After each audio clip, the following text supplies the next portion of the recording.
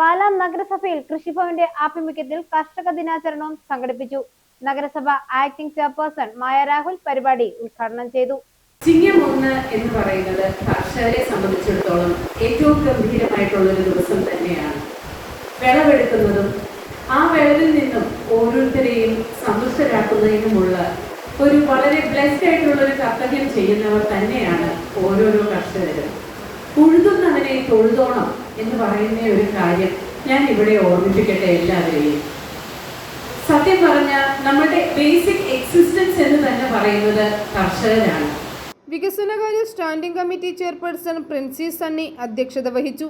കാർഷിക മേഖലയിൽ മികച്ച പ്രവർത്തനം കാഴ്ചവെച്ച 8 കർഷകരെ ചടങ്ങിൽ ആദരിച്ചു. കർഷകരുടെ അധ്വാനത്തിനും കാർഷിക മേഖലയിലെ സംഭാവനകൾക്കും അംഗീകാരം നൽകുന്നതിനൊപ്പം കാർഷിക മേഖലയെ കൂടുതൽ ശക്തിപ്പെടുത്തുന്നതിനുള്ള വിവിധ പ്രവർത്തനങ്ങളെക്കുറിച്ചും ചടങ്ങിൽ ചർച്ച ചെയ്തു. കൃഷി ഫീൽഡ് ഓഫീസർ എസ് ബിന്ദിയ, നഗരസഭാ കൗൺസിലർമാർ, കാർഷിക വികസന സമിതി അംഗം ജോസുകുട്ടി പൂവേലിൽ, അസിസ്റ്റന്റ് കൃഷി ഓഫീസർ അനൂപ് കെ കരുണാകരൻ തുടങ്ങിയവർ സംസാരിച്ചു. കർഷകരുടെ പ്രശ്നങ്ങൾ, കൃഷി നേരിടുന്ന വെല്ലുവിളികൾ, ആധുനിക കാർഷിക രീതികൾ പ്രോത്സാഹിപ്പിക്കേണ്ടതിന്റെ ആവശ്യകത, കർഷകർക്ക് ലഭ്യമാകുന്ന വിവിധ സർക്കാർ ആനുകൂല്യങ്ങൾ എന്നിവയെക്കുറിച്ചും ചടങ്ങിൽ വിശദീകരിച്ചു.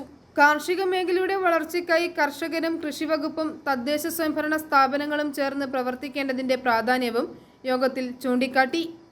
i4a news, Pala.